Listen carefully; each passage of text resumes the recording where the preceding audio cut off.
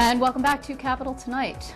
One bill that is making its way through Albany right now is the Modernization Act. It's a bill that would let nurse practitioners open up their own shops without the collaboration of a licensed physician.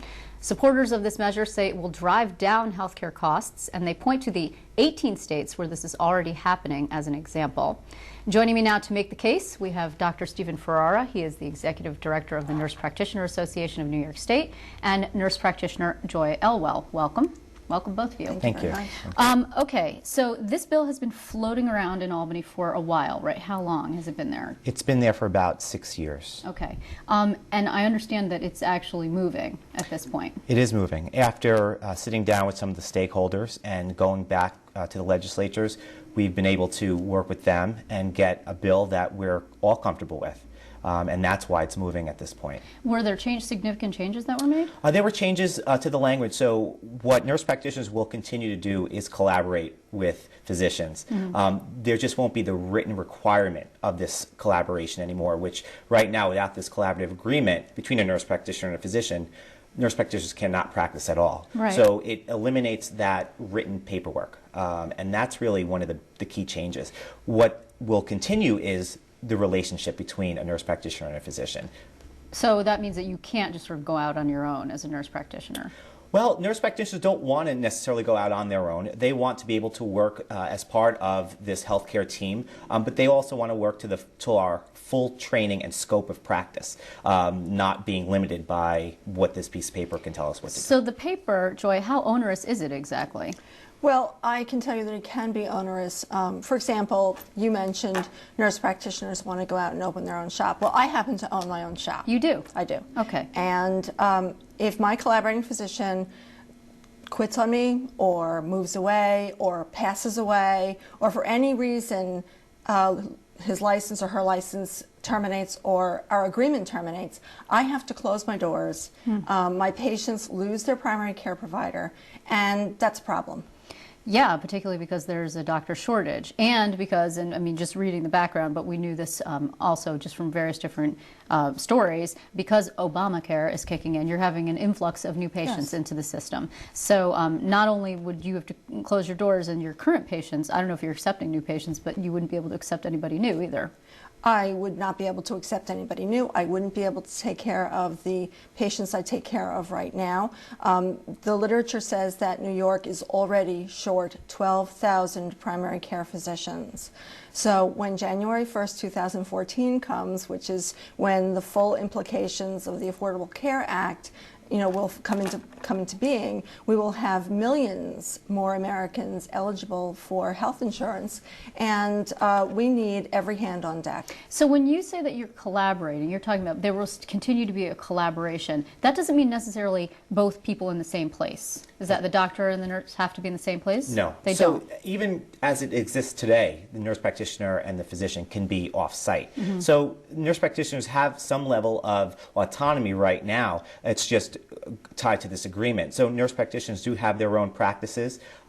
They're seeing their patients. They're providing high quality care, just again without that written requirement. So as it stands right now, the nurse practitioners are working as part of the solution.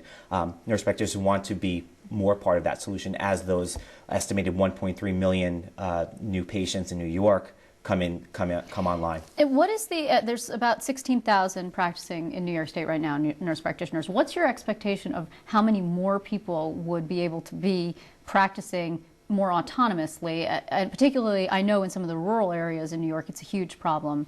Either one of you guys who could answer that question. Yeah. Well, there's 52 of the 62 counties in New York State are designated health provider shortage areas. So we're certain that nurse practitioners will fill in some of that gap. If they don't have that physician as it currently stands, they can't practice at all. So the idea is get rid of this requirement on paper, and the nurse practitioners can take care of those patients. And how would it change things for you personally? Yes, it would change things for me. One of the requirements right now is that there is a retrospective chart review. That would go away. What does that mean? I'm That sorry, what does means that that every 3 months or quarterly, the collaborating physician and the nurse practitioner have to sit down and review a mutually agreed upon number of charts, which doesn't sound onerous. However, in reality, how meaningful is that review? The patients are already gone. It is retrospective, so it's not anything prospective or helping to plan care or improve care. The real improvement, if you will, for the working condition for the nurse practitioner is people like me who own their business don't have to worry about their business being closed because a person in another profession leaves. Is that something you actively worry about a lot? I worry about it every day because since I own my practice, all the checks have my name on them. So I pay the bills, I pay the rent, I pay the taxes, I pay the insurance, I pay everything. So to have to worry that a collaborating physician might leave, might pass away, anything bad could happen to that agreement, I do worry about that. I will also say that just because this bill gets passed does not mean we're not going to collaborate. We want to collaborate. Collaboration is the hallmark and cornerstone of nurse practitioner education. We don't need a piece of paper to tell us to do that. Okay, so what does collaboration mean then, technically? So technically, right now, as it exists... Well, right now it means that you need the piece of paper, right? But going forward, I mean, when we talk about collaboration, there's this chart review, but you're not speaking to your collaborating doctor every day. No, I'm not. You're not. Okay, so what does that mean then? It's on an as-needed basis. So the nurse practitioner makes the determination whether this patient is within their scope of practice. If it falls outside of their scope, nurse practitioners are going to do what any provider does, which is pick up the phone and call their colleague, call an expert in the field, and say, I have this patient with this condition, and you know, when full collaboration means both parties get something out of it. It's in the best interest of that patient. And some people might not actually know, but what is the scope of what a nurse practitioner can do is actually fairly large, is it not? Yes, it is. It is. So it encompasses what exactly?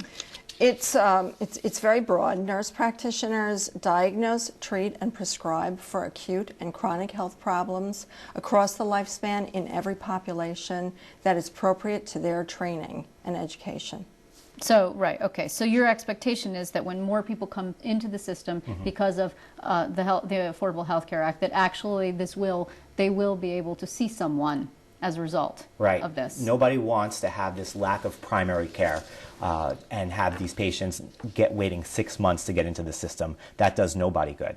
So also, as part of this, there's SED, which is actually the Education Department, which is handling the licensing, and the Department of Health are going to be studying the effects of the change. And why was that something that was requested by lawmakers? That was. Why? That was for comfort, and basically the study is going to just look at how many nurse practitioners are in these collaborative relationships. Our bill has a provision for newly licensed nurse practitioners, so new grads, still require this written collaborative agreement for a period of 3 years. And what the department wants to do is just look at the stats and say there are this many nurse practitioners who are junior nurse practitioners practicing in collaboration with physicians, and that's really the extent of the study. So it's more of a report of the state of affairs rather than seeing if it's working or not. And I guess before we close this whole conversation, I know that there's a doctor shortage, but at some point a couple of years ago, if I remember correctly, there was also a nursing shortage to the point that the U.S. was actually having people from other countries come in to be nurses. Is that still, are we still experiencing that? Are there enough nurse practitioners to fulfill the need? There are pockets of nursing shortages. For new grad nurses, it's very difficult to get a job right now because the job market is competitive. Hospitals are consolidating, leaving less positions for nursing open. But nurse practitioners are sort of the next sort of logical way to go. Well, we will be following this. I'm just curious, has it passed either house yet, this bill? Last year it passed the Assembly, and it did not make it to the floor for the Senate for a vote. At this point, the bill is in both houses, so it's a two-house bill, and it is residing in the Higher Education Committee of each house. Yeah, a little bit strange, but because of the SED licensing thing, I know it seems odd. Okay, so we'll follow it. Hopefully, if it passes, we'll have you guys back to talk about how it's going after a period of time. I thank you very much. Joy Elwell, thank you. Dr. Ferrara, thank you. Thank you.